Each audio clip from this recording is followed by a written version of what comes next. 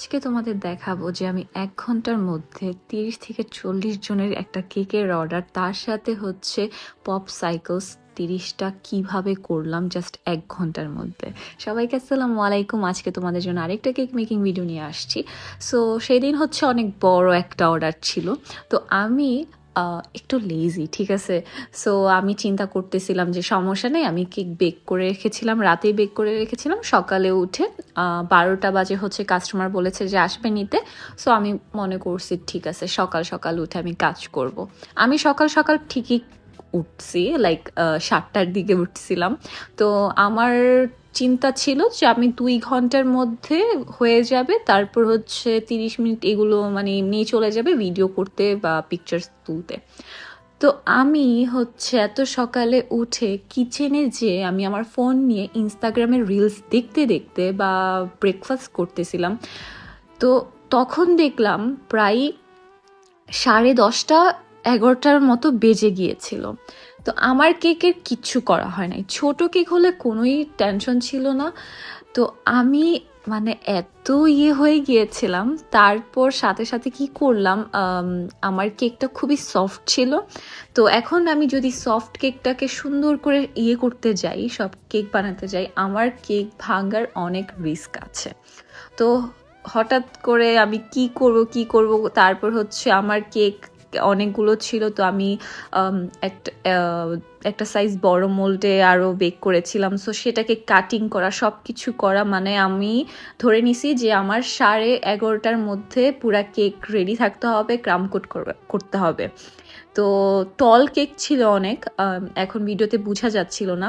আমি ডিপ ফ্রিজারে রেখে কোনো রকম করে কেকটাকে সুন্দর করে ক্রাম কোট করেছি, একদম সব ঠিকঠাক করেছি। আর ভিতরে যেহেতু ফিলিং আছে, সো এটার জন্য আরও ভয় ছিলাম যদি ভেঙে যায়, কেন ইউজুয়ালি সফট কেক থাকলে ভিতরে অনেক ফিলিং থাকলে এটা ভেঙে যাওয়ার পসিবিলিটি বেশি থাকে।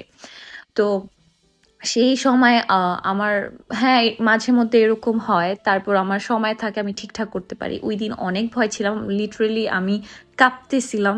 আর আমাকে কাস্টমার বলতেছে আমি ৩০ মিনিট পর আসতেছি, এটা করতেছি এটা করতেছি। আমি বলছি আচ্ছা ঠিক আছে। তো আমি হচ্ছে ৩০ মিনিট নিয়েছি আমি পুরা কেকটা অ্যাসেম্বল করতে, আর হচ্ছে ১৫ মিনিট নিয়েছি আমি ডেকোরেশন করার জন্য। আর হ্যাঁ, তার মাঝে হচ্ছে কিছু ফন্ডেন্টের টপার ছিল, তারপর হচ্ছে আরও কিছু টপার, মানে অনেক টপার ছিল সত্যি কথা বলতে। তো আমি ফাইনাল কোটিং দিয়ে আমি হচ্ছে পপ সাইকেলসগুলো এই চকলেটের মধ্যে ডিপ করতে হতো। সো রাতেই হচ্ছে পপ সাইকেলসগুলো আমি করে রেখেছিলাম। ৩০টার অর্ডার ছিল, আমি আরও ৩-৪টা নাকি 5টা এক্সট্রা করেছি। তো ওইটা জাস্ট ডিপিং করলেই হতো। তো এতক্ষণ আমার কেকটা ফ্রিজে ছিল হচ্ছে একদম কোল্ড হওয়ার জন্য। আর তোমরা জানো যে আমি বাটার ক্রিম দিয়ে কাজ করি, আর এই ক্ষেত্রে বাটার ক্রিম দিয়ে কাজ করা খুবই হেল্প করে, লাইক এইসব সিচুয়েশনে, কজ ডিপ ফ্রিজে বা নর্মাল ফ্রিজে রাখলেই কেকটা সেট হয়ে যায় সাথে সাথে, হুইপিং ক্রিমের মতো না। আর হ্যাঁ, সামনে কিন্তু ঈদ আসতেছে, সো এই কয়দিন জাস্ট ঈদের রবিবার পর্যন্ত তোমাদের জন্য থাকছে ডাবল ডিসকাউন্ট অফার বেসিক কোর্সে। সো সেই বেসিক কোর্সে তোমরা এই বাটার ক্রিম সব কিছু শিখে নিতে পারবা, আর ভ্যানিলা ময়েস্ট কেকও শিখে নিতে পারবা, যেটা আমি আজকে ইউজ করেছি। আর সব ডিটেলস জানার জন্য ইনবক্স করো। তো তারপর হচ্ছে আমি কি ডিজাইন করব আমার মাথায়, মানে আমি কি করব না করব, তারপর আমি চকলেট মেল্ট করে কি কালার দিয়েছি আমার নিজেরও খেয়াল নেই। আমি যেটা ডিপিং করেছিলাম পপ সাইকেল, সেটার মধ্যে একটু রেড দিয়েছি, ঠিক এইরকম একটা ভায়োলেট কালার এনেছি, আমি কেকের উপর ঢেলে দিয়েছি। আমার ইচ্ছা ছিল যে আমি একটা ম্যাসি ড্রিপ করব কেকের উপর। সো একটু অন্যরকমও হয়ে গিয়েছিল, তারপর এটাকে সেট আপ করে নিয়েছি। তারপর স্প্রিঙ্কলস দিয়ে, তারপর যে ফন্ডেন্টের টপারগুলা করেছিলাম এই রেইনবোটা, সেটা করেছি। তারপর দেখলাম কি যে মানে ফন্ডেন্ট আমি কিনে নিয়ে আসছিলাম, এই কালারটাই আমার ড্রিপের সাথে একদম ম্যাচ খেয়ে গেছে। আমি ভাবতেও পারি নাই, কেকের দেওয়ার পর আমি বুঝতে পারছি। তো কেকের থিম ছিল হচ্ছে স্কুইশ ম্যালোস আর একটা 7 বছরের বেবির জন্য। তো দেখতে পাচ্ছ যে আমি স্প্রিঙ্কলস দেওয়ার সময় মাঝে একটা স্প্রিঙ্কলস পড়ে গিয়েছে, সেটা উঠাতে পারছিলাম না, মানে ভালো লাগতেছিল না। এখন যদি এটা উঠায় আবার ক্রিম দিই তাহলে অনেক খারাপ লাগবে। তারপর 2টা লাভ দিয়ে দিয়েছি, স্প্রিঙ্কল দিয়ে দিয়েছি। আমার কাছে ওইটা দাওতে মনে হচ্ছে কেকটা আরও বেশি রিয়েলিস্টিক হয়ে গিয়েছে।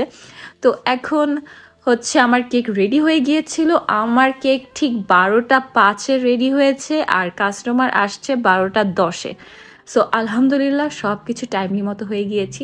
সো সব কিছু যে সবসময় এত সুন্দরভাবে স্মুথ যায় এমন কোনো কথা না। কাজের পিছে একটা কেকের পিছে অনেক কাহিনী থাকে, আর আমি কোনো রকম ক্যামেরা ওখানে দিয়ে ফোনটা দিয়ে আমি ভিডিও করছি, সো ভিডিওর অ্যাঙ্গেলও এত সুন্দর আসে নাই। তো এই তো আজকের কেক। আর হ্যাঁ, ডাবল ডিসকাউন্ট অফার মিস করো না, ঈদ স্পেশাল। সবাই ইনবক্স করো অ্যান্ড প্লিজ ইনবক্সে কেউ প্রাইস নিয়ে কথা বলো না, এটা ফিক্সড প্রাইস। আমি অলরেডি ডাবল ডিসকাউন্ট দিয়ে দিয়েছি ঈদ স্পেশাল। সো এই তো। আর জানাবা কেমন হয়েছে, আর বেশি বেশি করে প্লিজ একটু শেয়ার করো। আল্লাহ হাফেজ।